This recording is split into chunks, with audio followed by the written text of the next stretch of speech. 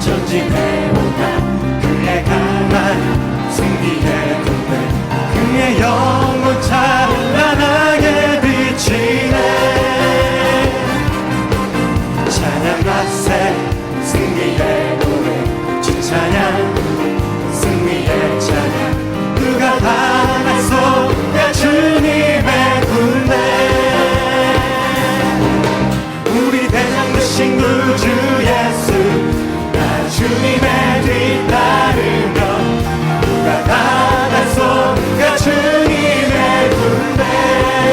대장 되신 우리 대장 되신 구주 예수 나 주님의 뒤따르며 누가 당하소야 주님의 군대.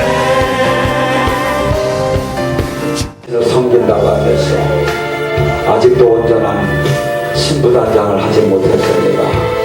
저는 붙들으시옵소서. 새 힘과 용기 주시옵소서.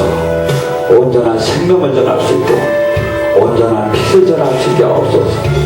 사랑하는 내 딸아, 나는 네가 이제 단단한 음식을 먹기 원한다.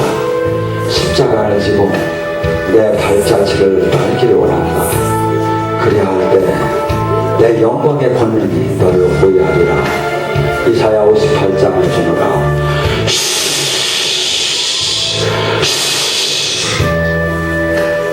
아버지 사랑합니다. 당신의 한없는 은혜와 사랑을 알면도 늘 온전치 서 있지 못합니다. 주님 불쌍히 여기시고 만나 주시옵소서. 지켜주시옵소서. 두렵고 떨립니다. 사랑하는 내 딸아, 내가 너와 함께하길 원하고 네가 승리하는 신앙으로 바뀌길 원한다. 딸아, 네가 반은 세상과 있고 반은 나와 함께하니까 나는 진투의 하나님이다. 온전히 모든 것을 나에게 돌려라. 그리할 때 내 생명이 나타날 것이고 내 의가 내 나라가 너를 통해서 나타나길 원하노라. 지금 온몸에 불이 들어간다. 불! 나의 하나님, 제가 아버지를 사랑합니다. 아버지 살아계시면 제가 이제 알았습니다.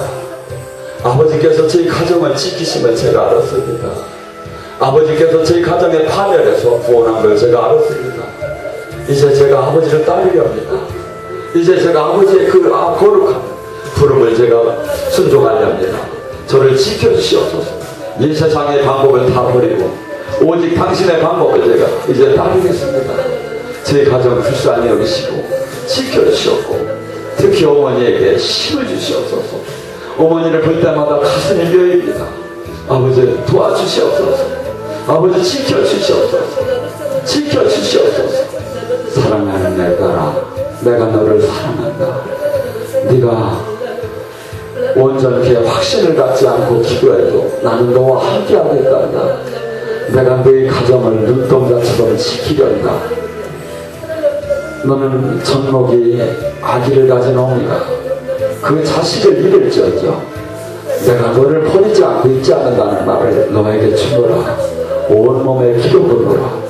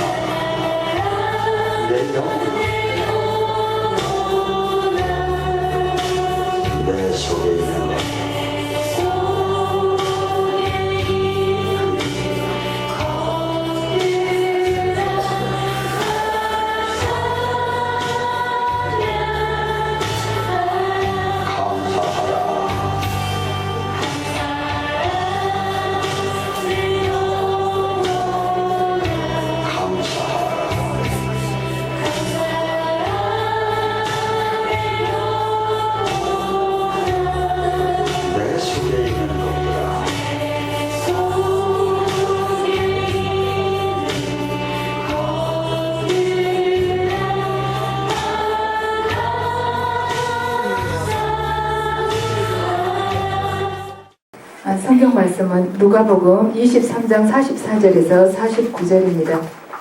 때가 제6시쯤 되어 해가 빛을 잃고 온 땅에 어둠이 임하여 제9시까지 계속하며 성소의 휘장이 한가운데가 찢어지더라.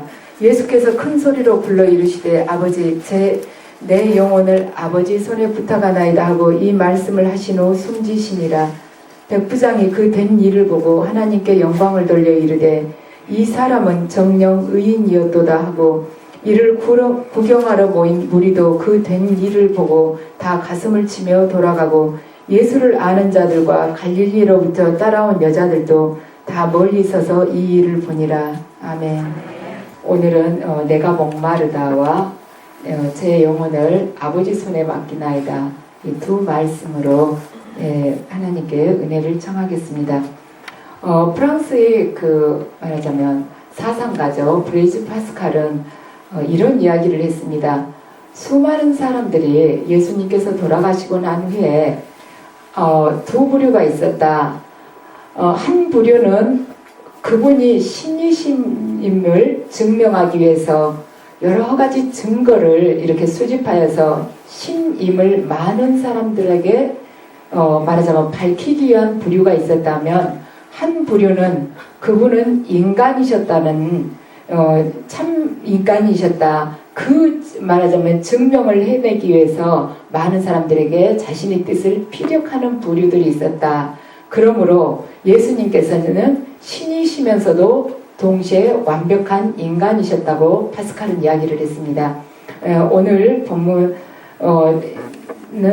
지금 아버지께 의탁하는 그 본문인데, 예수님께서 요한복음 19장 30절을 보면 내가 목마르다고 말씀을 하셨습니다. 십자가상에서 하신 말씀이죠. 그분이 내가 목마르다고 하신 이 말씀은 인간적인 마음에서 나온 것입니다. 그래서 당시의 그 정황으로 살펴보았을 때 그분이 굉장히 갈증이 심하셨으리라고 봅니다. 팔레스타인은 한낮 그 더위 속에서 많은 갈증을 느꼈을 것이며, 또한 피를 많이 흘리셨기 때문에 굉장히 힘드셨을 걸로 학자들은 보고 있습니다. 그래서 그분은 근본이 하나님이시지만 또한 우리들과 똑같은 인간이셨기 때문에 인간적인 피로나 고통이나 또는 모든 그 졸음이나 기쁨, 슬픔, 그러한 아픔을 똑같이 우리들하고 같이 느끼셨습니다.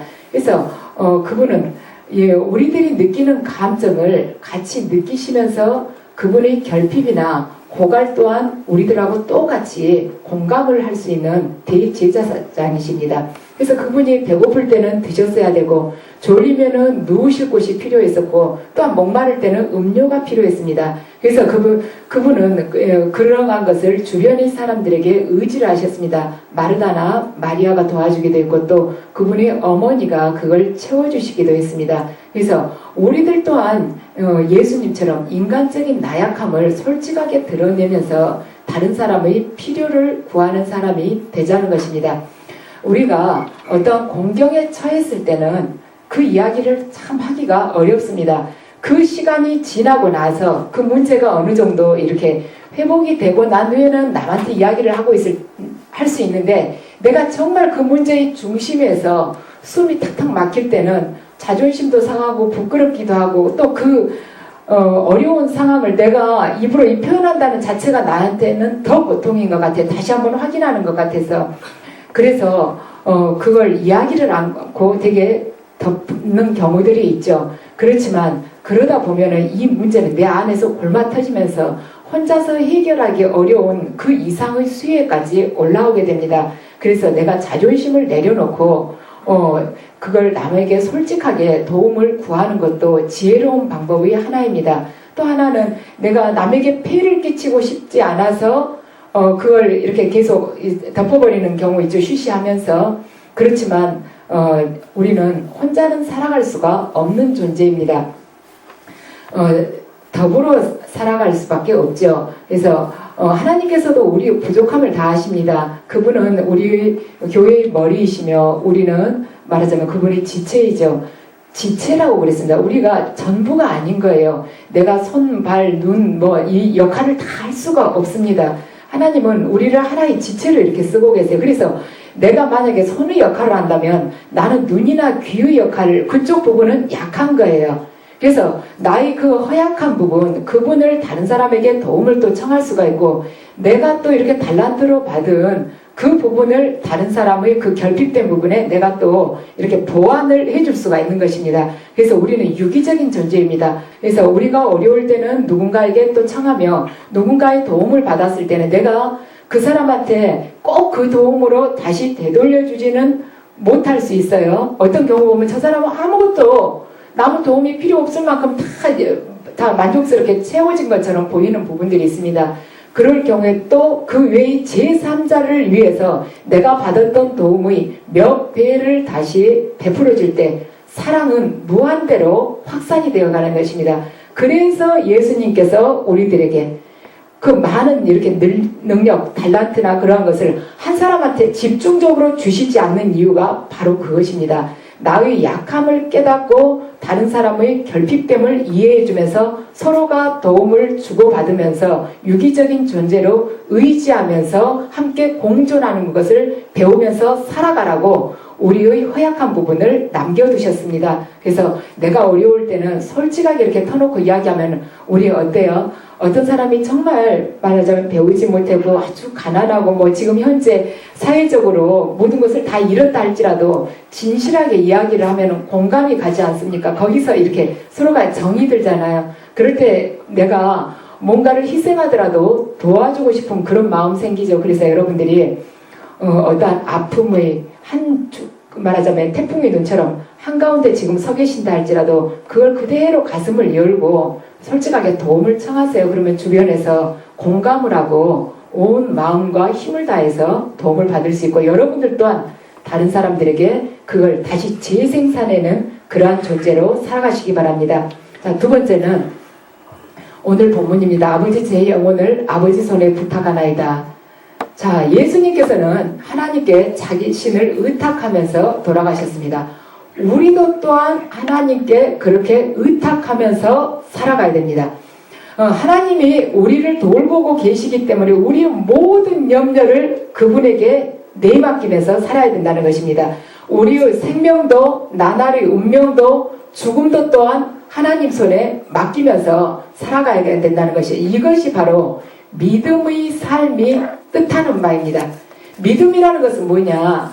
하나님께 우리의 나날을 의탁하는 것이죠. 그래서 믿음이라는 것은 말하자면 주님의 뜻을 아는 경우에는 그 뜻대로 행하는 것이고 주님의 뜻을 우리가 모르고 있었을 경우에는 말하자면 멈춰서서 기다리는 것이 바로 믿음입니다. 주님의 뜻을 아직 모르는데 내 생각대로 그냥 질주하는 것이 아니라 아직 모를 때는 기다리는 것이에요. 그분의 뜻을 알 때까지 기도하면서 기다리는 것입니다. 그래서 하나님은 그리스도를 무덤에서 일으키시겠다고 약속을 하셨습니다. 또한 예수님은 그 약속을 아시고 수차례 제자들에게 내가 고난은 받지만 반드시 다시 살아나게 될 거라고 말씀을 하셨습니다. 그래서 예수님은 하나님의 약속을 믿고 또한 자신을 그 약속에 의지하여서 하나님의 돌보심에 온전히 내맡겼습니다. 그래서 하나님께 여러분의 삶을 완전히 맡기시는 것, 맡기는 것이 바로 우리들이 살 수 있는 길입니다. 그래서 우리가 살아가면서 전적으로 하나님을 의지한다는 것이 굉장히 어렵습니다. 남이 상담을 할 때는 말로서 이렇게 조언을 해주기는 쉽지만 내가 그 상황에 닥칠 때는 하나님을 의지한다는 것이 그렇게 어려울 수가 없어요. 저도 이렇게 계시를 받고 주님의 이렇게 말씀으로도 받고 이렇게 환시로도 계시를 받지만 이렇게 주님께 뜻을 구하면 말씀을 주시죠. 그렇지만 전적인 의지를 한다는 것이 그렇게 힘이 들 수가 없습니다. 이 인간의 육을 쓰고 있는 것이 우리를 참 말하자면 온전치 못한 그러한 위험한 그 상황에다 놓은 것 같아요. 그래서 요즘에 제가 그런 생각이 들어요. 저는 이렇게 계시를 받지만 계시를 받지 못하는 분들은 얼마나 어려울 것인가. 그래서 이제 그분께 의지하는 이 마음이 말하자면 소멸되지 않기 위해서는 계속 기도를 해야 됩니다. 그래요. 그러니까 저는 이게 근본이 부족한 사람이어서 그런 것 같은데 저는 의지적으로 기도를 합니다. 기도를 하든지 성경을 보든지 아니면 다른 이제 좀 더 먼저 깨달은 분들이 해놓은 이렇게 글을 읽어보든지 그래가지고 혼자서 멍한 시간을 될 수 있으면 안 두려고 그래요. 의지적으로 갖다 그 안에다가 주님의 틀 안에다가 계속 넣어놓고 돌리는 식입니다. 그래서 주님께 의지하라는 게 말하자면 소극적으로 가만히 이렇게 주님 옆에만 내가 있으면은 이게 모든 것이 온전히 지켜지리라. 그게 아니라 이 세상이라는 것은 흘러가는 폭포수처럼 강하게 쏟아져 내려오는 물줄기처럼 그렇게 저는 느껴지거든요. 가만히 있으면 한정없이 떠내려갑니다. 그러면 그 폭포수를 거슬러 올라가기 위해서는 우리가 부단하게 노력하지 않으면 거슬러 올라가기 위해서 수없이 우리가 손위에 말하자면 물집이 터지도록 말하자면 노를 젓고 애를 쓰지 않으면은 우리는 이 물줄기를 따라서 어둠의 세력으로 흘러들어가게 돼 있어요. 그래서 계속해서 여러분들이 이 영혼의 이 촛대를 계속해서 주님을 바라보시기 바랍니다. 그러지 않고서는 우리 육은 세상에 담궈져 있으면서 우리 영이 주님 안에 머무를 수가 없습니다. 그래서 우리가 한순간이라도 주님을 이렇게 잠깐 이 말하자면 푯대가 움직였다면 우리는 어둠의 세력은 그냥 앞에서 입을 벌리고 있어요. 금방이라도 살필 것처럼. 우리가 그래서 라디오에도 FM 있고 AM 있죠. AM이 세상 방송이고 FM이 주님 방송이라면 우리가 AM을 틀어놓고서 주님을 바라볼 수는 없습니다. AM 쪽에다가 우리 그 채널을 맞춰놓고서 그걸 바라볼 주님을 이렇게 우리가 온전하게 주님 안에 하나가 될 수는 없는 거예요. 계속 FM만 이렇게 틀고 있어야 돼요. 그래서 모든 것의 중심이 이렇게 원이 있다면 우리 콤파스로 이렇게 원을 그리려면 콤파스 가운데 그 침이 딱 꽂는 원의 중심 있죠. 거기다가 하나님을 세워놓고 모든 이 원 둘레에 있는 모든 것, 그러니까 나의 물질이고 나의 학력이고 나의 달란트며 내 자녀며 모든 인간관계를 다 이 중심을 향해서 계속해서 말하자면 붙여야 되는 거예요. 하나님을 향해서. 그러지 않으면 우리는 삐끗했다 하면은 말씀은 두루마리에서 아래로 세상으로 굴러 떨어지듯이 바로 굴러 떨어지게 돼 있습니다. 그러니까 항상 모든 이 촛대를 하나님만 향해서 바라보고 있을 때 그것이 하나님께 우리를 의지하는 것입니다. 무기력하게 그냥 놓아놓는 것이 의지하는 것이 아닙니다. 그래서 다니엘서를 보면 다니엘서 1장 8절에서 21절을 보면 느부갓네살 왕이 말하자면 그 유대 땅에서 많은 젊은 애들, 좀 똑똑한 애들을 이렇게 잡아오도록 하죠. 그래가지고 다니엘과 그 세 친구를 3년간을 교육을 시킵니다. 근데 살의 진미를 이렇게 그들을 먹이라고 그래야 돼요. 그 왕이 먹는 음식과 그 포도주를 그들을 주어라. 그래가지고 그들을 이제 이렇게 양육을 해내려고 그러죠. 그런데 다니엘이 안 먹는다고 그럽니다. 자기는 그러한 거 말하자면 온전치 못한 거 그걸 먹지 않겠다. 그러니까 환관장이 뭐라 그래? 너희들이 이것을 안 먹으면 내 머리가 위태롭다. 내가 잘못하면 잘린다 그 말이죠. 그런데 그들이 제의를 하죠. 우리 10일간만 채소하고 물만 먹게끔 해달라. 그랬을 때 산의 진미를 먹은 다른 젊은이들보다 우리가 훨씬 더 나을 것이다. 그래서 한번 보라고 그럽니다. 그러니까 이제 10일간만 그들에게 그걸 허락을 하는 것이죠. 근데 하나님께서 그들을 말하자면 지켜주셨기 때문에 산의 진미 먹는 애들보다 훨씬 얼굴도 윤기가 좋고 그들이 더 건강하고 그러한 걸 이제 환관장이 보고서는 허락을 하는 것이죠. 그래서 다니엘이 그걸 말하자면 어떻게 보면은 이방의 음식이죠. 그게 정결한 것이 아니죠. 그것을 먹지 않아야겠다고 뜻을 정하고 이 결심을 그 환관장에게 이야기를 하면서 끝까지 자기들이 뜻을 굽히지 않고 그들의 허락을 받아내는 것입니다. 어떻게 보면 죽음을 각오한 선택이라고도 볼 수가 있습니다. 그러니까 죽으면 죽으리라고 신앙을 절개를 그가 지킨 것입니다. 그 산의 진미가 맛이 없는 사람이 어디가 있겠습니까? 누구에게나 정말 그 무엇과도 비교할 수 없는 음식이었겠죠. 특히나 포로로 잡혀왔는데 얼마나 많은 것들이 이렇게 결핍되어 있는 상태였겠습니까? 그렇지만 그걸 과감하게 이들이 물리쳤다는 것입니다. 세상은 우리들 앞에 화려한 산의 진미를 차려놓고 먹으라고 합니다. 자꾸 권해요. 성공과 출세에 대한 어떠한 유혹이나 향락과 쾌락, 사치, 또 안일함, 편안하게 살으라고 그러죠. 그리고 크게 뜻을 가지라고 야망을 품으라고 합니다. 또한 이제 요즘 건강식품 많이 나오죠. 이러이러한 것은 장수에 좋단다. 그리고 다들 뛰어가는데 너만 그렇게 느긋하게 계획 세워서 하루하루 그러는 것이 아니다. 서둘러라. 그러지 않으면 너는 이 경쟁에서 도태되는 것이다. 하고는 수많은 이 세상적인 말하자면 욕망을 우리 앞에다 차려놓고 먹으라고 합니다. 하지만 우리가 그것들을 금식을 할 때 하나님께서 그 금식을 통해서 기뻐하시면서 당신께서 원하시는 그 푸른 초장으로 우리들을 그때 인도를 해주십니다. 우리들이 지금 그걸 먹었다면 내가 세상의 성공과 성취와 권력과 물질과 또한 사치와 쾌락 또한 건강, 이 서두름을 먹었다면 우리들이 지금 토해내야 됩니다. 그러지 않고서는 주님 앞에 정결하게 설 수가 없습니다. 그런데 다니엘은 본인이 그 믿음을 의지하여서 과감하게 그것을 거부했습니다.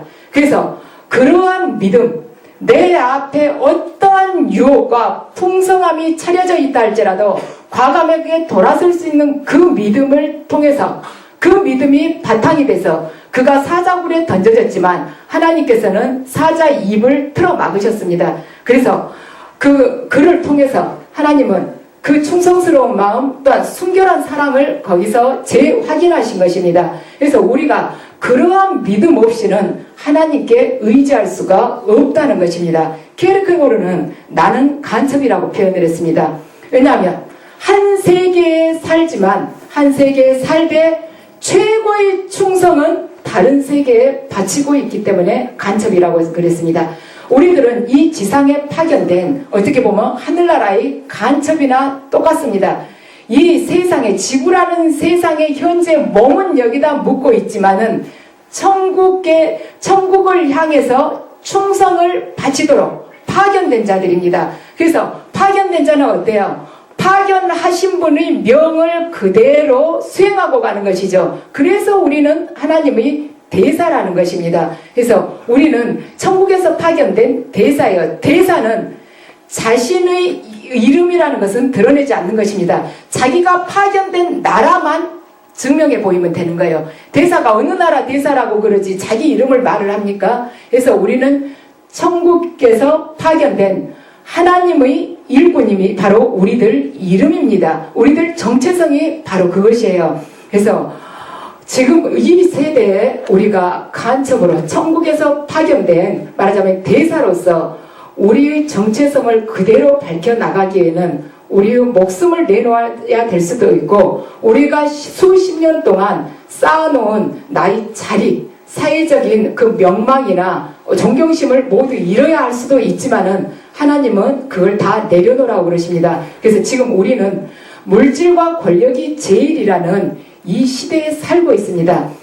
오늘날 우리들은 두 주인을 겸하여 섬기는 게 허다합니다. 쉽게 볼 수가 있죠. 그래서 믿는 자들이 하나님 못지않게 돈이나 권력을 더 사랑하면 때때로는 하나님보다도 세상의 것들에 더 의지하면서 현재 살아가고 있습니다.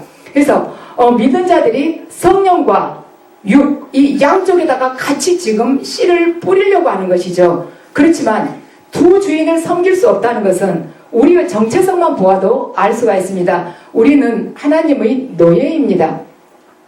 노예가 어때요? 한 주인에게 이 노예가 소속이 돼 있으면은 이 노예가 다른 주인도 저쪽 말하자면 A라는 주인에 소속된 노예라면 자기가 B의 노예가 될 수가 있습니까? 아니죠.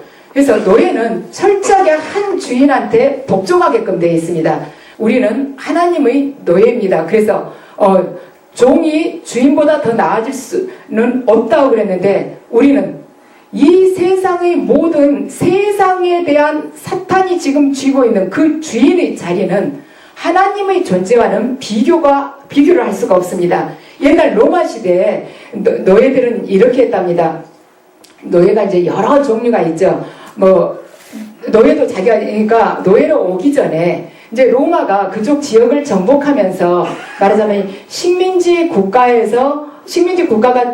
돼가지고 그 나라의 이전의 그 국민들을 노예로 삼지 않았겠습니까? 그러니까 우리가 지금 생각하기에는 노예는 뭐 초등학교도 안 나오고 볼품없는 사람이 노예가 됐겠지. 아니죠. 그 시대에 말하자면 그때 굉장히 많이 배운 사람들도 있었고, 왜냐하면 식민지 국가에 가면 그 나라에서 똑똑한 사람들이 얼마나 있겠습니까? 그래서 학자들, 말하자면 수학자들, 의사들 뭐 굉장히 많았었습니다.